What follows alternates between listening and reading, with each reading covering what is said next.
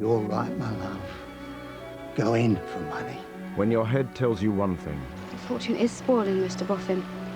And I've seen the way he treats you and it gives me pain. And your heart another. I've no more dreamt of the possibility of my being his wife than he ever has. And yet I love him. I love him so much and so dearly. Should you follow your heart? My taking so much trouble to recover her does not mean I care for her. What does it mean? Whatever the consequences. Damn him! Let him get ready for his fate when that comes about. Our Mutual Friend, Monday at 9 on BBC Two.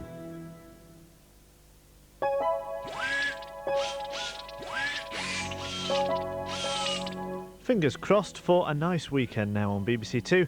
Here's Suzanne Charlton. Hello.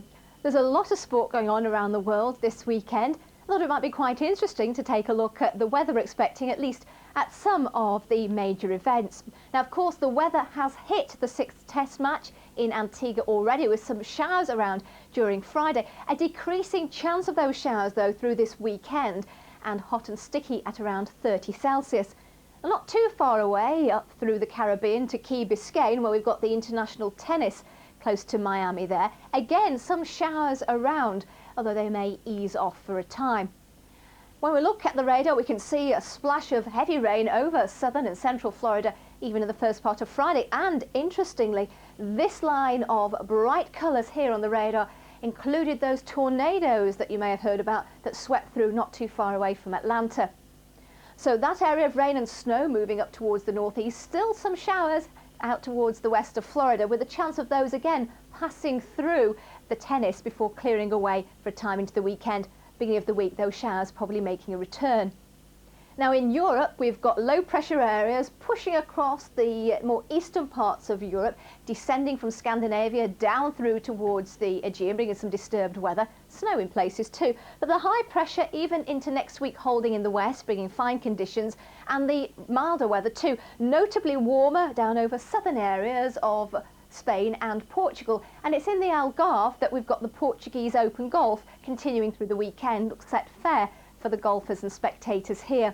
The sunnier weather then generally out across these western parts of Europe for the weekend, though cloudy once we move into the British Isles. And as for the rugby in Dublin on Saturday, Ireland against Wales, probably rather cloudy. Good conditions for rugby though, temperatures about 11 degrees and not very much breeze at all. Perhaps a little brighter and a little milder the following day in Edinburgh when England take on Scotland there.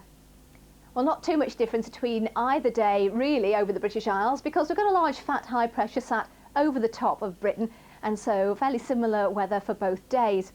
Quite a lot of cloud around. Now we could see a few clearer spells of weather moving across Scotland, maybe some longer ones in eastern Scotland, also some lengthier spells of clear weather maybe down to the southwest of England. Here in these regions we could see just a touch of ground frost. Elsewhere, a lot of cloud, some of that thicker cloud over parts of East Anglia and the southeast, bringing 1 or 2 spots of rain. For most areas, dry, rather cloudy, and on the mild side at about 5 or 6 degrees. Into Saturday then, and fairly cloudy, but bright sums it up. A few spells of sunshine in places. The far north of Scotland, cloudy with drizzle, perhaps the odd spot of drizzle from cloudier skies close to East Anglia and the southeast, mainly around the coast there. A little bit chillier in these areas with more cloud, but in general, quite mild again, 11, 12, 13, 14, and much the same for Sunday. Bye-bye. BBC News 24 takes BBC One through the night with all the latest reports. Here on BBC Two, a little breather before BBC Learning Zone appears in 25 minutes. Now take care, because it's a jungle out there.